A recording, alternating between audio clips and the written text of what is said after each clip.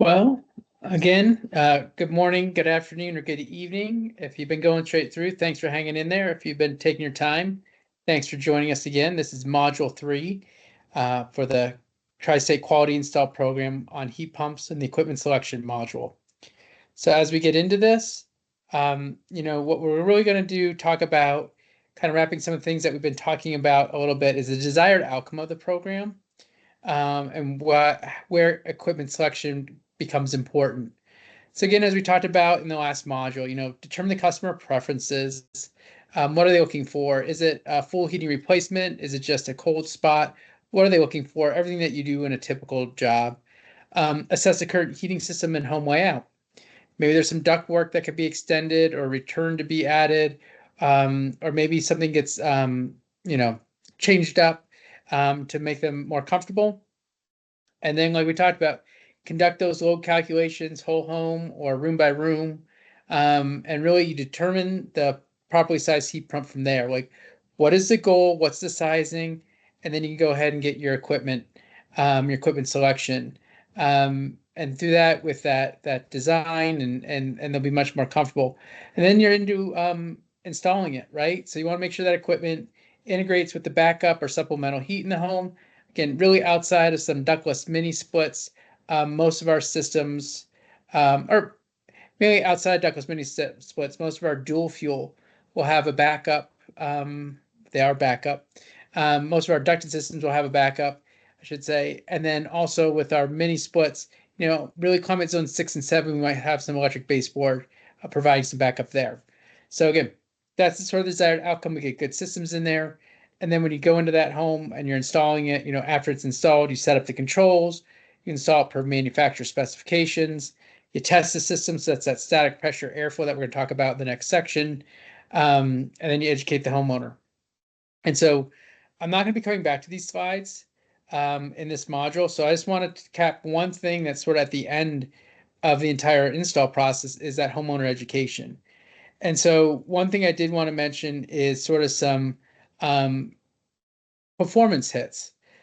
One thing that we do see is that the balance point, right? Maybe you set the balance point at 40 instead of 17 or 5 degrees in a propane. Maybe we don't have controls with the electric baseboard heat.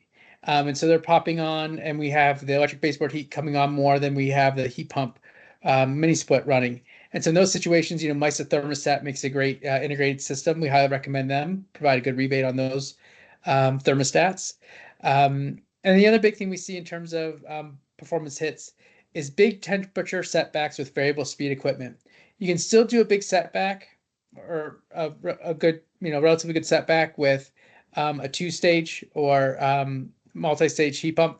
Once you get into more stages, especially with variable speed, it's really just better to let them just sit and run because they have a long recovery and they're going to be in the highest working mode, right? Well, they'll be kicking on. They're not going to be really at their most efficient. So if you just set it and it'll be just sort of steady and it will run through the day, we consider set it and forget it. Unless they're going away for like 2 or 3 days, just tell them just to leave it where it is. And if they do set it back, don't expect a fast recovery, and or you're going to see your alternative supplemental system kick on. So just one thing to point out with variable speed equipment, very important we start educating our homeowners that they have to operate their thermostat differently than what we've been educating them to do setbacks over the last 30, 40 years. So with that, let's talk about capacity, right? So getting back into kind of what Module 3 is all about. Look, we got the manual J sizing down. We know exactly what we need. We know from our earlier training that not all 2 tons, or in this case 4 tons, are the same. And so what I did is this cold climate capacity. I took here a couple of units. It's a little bit older slide, so it's still an HSPF. But these are very highly efficient units. And you can see at these 4-ton quote unquote systems or 48,000 BTU, it's actually rated at 58,000.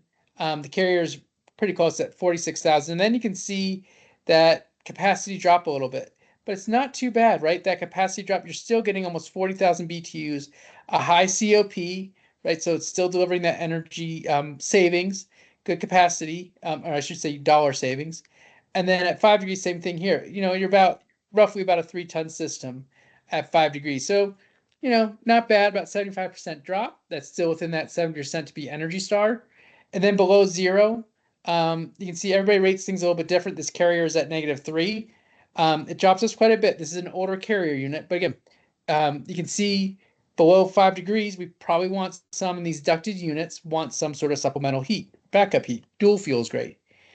In these ductless 2-ton units, Mitsubishi and Fujitsu, look at this performance. 2 tons, right? 24,000 BTUs, pretty much at 5 degrees, providing that with the Mitsubishi Hyperheat, almost there at Fujitsu, and then just a little bit of a drop off, just a little bit, still over 75% of the rated capacity for the Fujitsu at -6, Mitsubishi -13 degrees.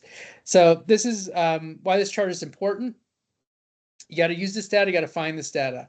So we're talking about where you can find that. But you also want to look at your COP. We typically like to see things above 2, or really especially above 1.5, to provide that monetary savings, knowing it's better than electric resistant baseboard heat. So these are cold climate units. Now what I want to show you is non-cold climate or non-variable speed capacity.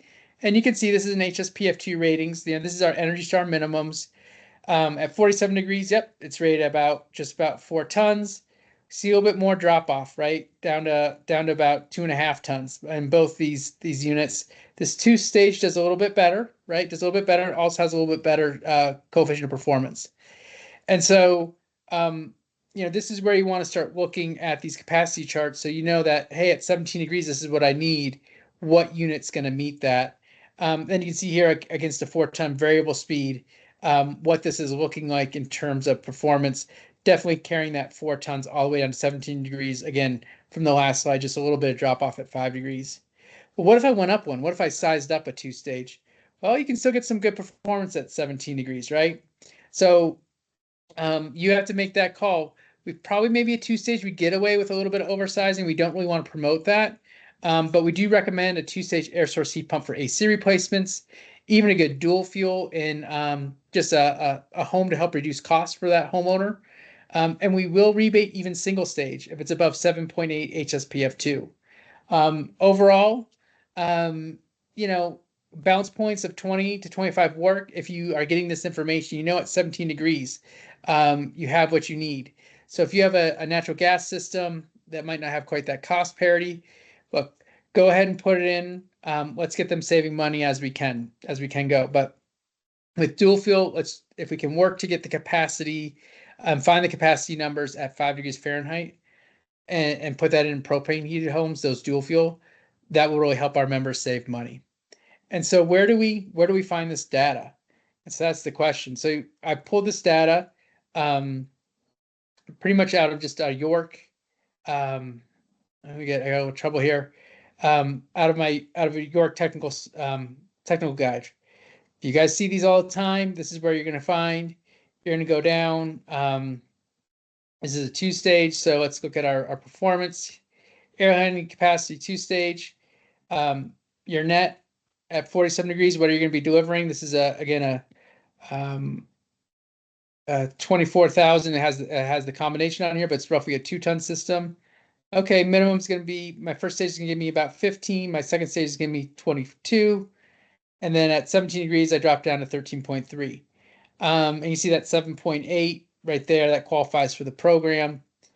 One thing to remember, since this is a 2-stage, it's not cold climate, you will not, unfortunately, find in Yorks that what is the performance at 5 degrees, right? And so not saying that you can't get it, you want to talk to your product rep about it, but there's not really an easy way for me to show you something that's not firewall from York. Now, if I go to Carrier, okay, here's Carrier. Here's how I look at it from a Carrier unit. They have in a few different ways. Again, this is just a variable speed heat pump. They show it a couple different ways. What I like about this with Carrier, Bryant, I think Payne is their other brand. They have this little balance chart right here. So this goes all the way to about -3. So you can say, man, I need maybe I have a small house and at 5 degrees, I need 12,000 BTUs or 1 ton. I can look at, 5 degrees is right here. I go up. I'm definitely can have enough capacity with this unit. So again, this Carrier manual has a little bit more information. You just want to look in your manuals so you can find it, especially with the two-stage. And if you can't find anything, go ahead and talk to your product rep. They can help you out quite a bit. The last resource that we do have, I mentioned a few times, is that neat cold climate list. So, you just Google it, you can find it, and here it is. I'm going to show you how easy this is. You just click here to access it. We do have a link that's part of the resources that we show you. And so I'm going to look here. Let's see here. I'm going to have a centrally air-conditioned heated home. You have a few different choices here. You can look at it, but I'm going to say this is what I'm looking for. Lots of different ducting configurations. I'm going to go maybe looking at a dual fuel. So I want a single zone ducted, centrally ducted. And then let's go, since we were just with Carrier, let's keep with the Carrier theme. We could even just go with Brian if we want to, but let's go look at Carrier. And so I know I need in that home, let's say at 5 years, a little bit bigger home, I need 28,000 BTUs. So I need to have at least 28,000 BTUs in that home. So I'm going to search for it. And then I don't maybe want to get too big. I'm just going to drop this down a little bit. I'm not worried about the 47. I want to make sure it's an Energy Star cold climate, so that gets the double tax credit on it. North tax credit here. And let's search the list. And what do we have? We have 106 heat pumps that can meet that. Well, that's great, but what do we want to choose? Again, you can work with your product rep for this. You can look at it. But these variables, you can do a little bit of oversizing because you can get away with it. You don't want to go too big, but these are all going to be popping up here at about 36. We go up to that next tonnage. Just to show you what happens, say I drop this down to 25. We're going to still get some of that same, and then I have to go down, if the Carrier unit's down to about 23 before I might start getting some different units. I know it hasn't popped up here, but it shows down on the list. But we're going to use this Infinity. We can look at the detail on it. Again, it has that capacity at 5 degrees Fahrenheit. We know it's going to heat the home. Now, the nice thing about NEAT, what I want to show you here, is that at -3, right? I had that chart I had. This is where I got that information. This has 18,000 BTUs. So maybe I know, man, if I only needed 12,000 in the home, maybe I only needed 15,000 in the home to keep it warm and cold at -5. Well, I know this unit will be able to do that, depending on where I set my design temperature. If I'm up in Basin, Wyoming, or something like that. And look at the COPs. You can see that max performance even on the cooling side. On the heating side, looking at about 3. Looking at 3s and some 1s. And so this is a really good unit. I tend to like the list here, but if you want to look at something differently, they have different things you can play around with. You can do advanced sizing data. So let's say I'm up in Alamosa, Colorado. We'll pull up something here. Oh, actually, let's just do Denver to make it easy. So I keep this training short, but we know this is what it is. This is our design temperature. And then let's say that's my design I picked. It's 25,000, and I'll run system sizing. Let's see here, will it go? Oh, I gotta pick let's just do, well, so I'll go to 5. That's whereas with the airport out there, Denver International. So now you have this new handy dandy chart that shows, look, anything I need to have some sort of heating above this line. This is where to heat the home. I know my system right here is above the line. This is at 5 degrees, that's my balance point. Still heating. My actual balance point is somewhere around 0 in this home with this type of unit. So again, just good information to have if you like to look at this way. You can look at some different requirements down here, but go ahead and play around with it. We've got a link in the training resources. This is also a good demonstration to show customer if they have questions on it and how your dual fuel will kick in, or how, if you have no backup, why you think it will still be able to keep them comfortable with your manual J and the equipment sizing, and of course the layout. Again, A room won't be heated unless there's a heat source in that, or it won't be heated well. Some interior bathrooms we can work around, but again, if you have a bedroom or a living room and you're trying to get heat in there, make sure there's some sort of way to heat that home.